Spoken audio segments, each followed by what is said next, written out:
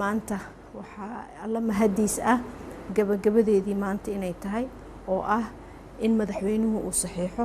taas ayaana maanta dhacday. madaxweynaha dowladda federaalka ayaa maanta saxiixay.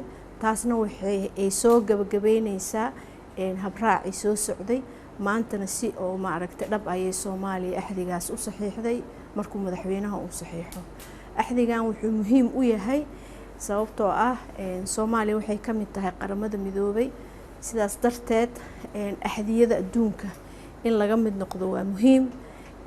sida la socotaan sanadka 2018 madaxweynuhu wuxuu saxiixay sharcigii dhisidda hay'adda dadka naafada ah. taas ayuu saxiixay. waxaa kaloo hadda ay wasaaraddu ay maaragtay gabagabo u ah oo ay mardhow soo dhammayn doontaa sharcigii weynaa ee xuquuqda dadka naafada ah, kaas oo taaban doono dhinacyo badan, dhinaca caafimaadka, dhinaca waxbarashada, xuquuqdooda shaqada. marka waxay noqonaysaa sharci weyn oo arrimahaas oo dhan maaragtay ka shaqeeya. taasna way soo dhammaan doontaa. axdiga sidiisa wuxuu ka hadlayaa xuquuqda dadka naafada ah dhinacyo badan. wuxuu ka hadlayaa xuquuqda ay u leeyihiin inay waxbarasho la siman muwaadiniinta Soomaaliyeed ay kale ay helaan, sidaasoo kale inay helaan daryeel caafimaad sida muwaadiniinta Soomaaliyeed, sidaasoo kale inay shaqo helaan.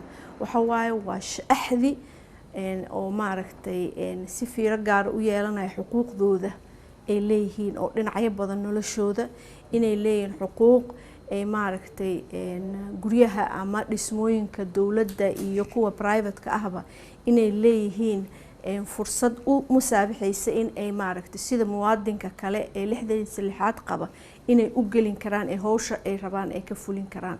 marka sidaa dareemaysid waa axdi oo dhinacyo badan ka eegaya.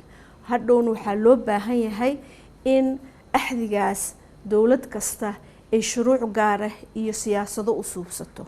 taas waxa waaye midda xigta oo ah wasaaraddu midda ay ka shaqeynayso oo ah iyadoo axdigaas dabaqaysa inay suubiso shuruucdii iyo siyaasadihii muwaadiniinta Soomaaliyeed u heli lahaayeen xuquuqda si la siman midka adiga leedahay ama midka aniga leeyahay.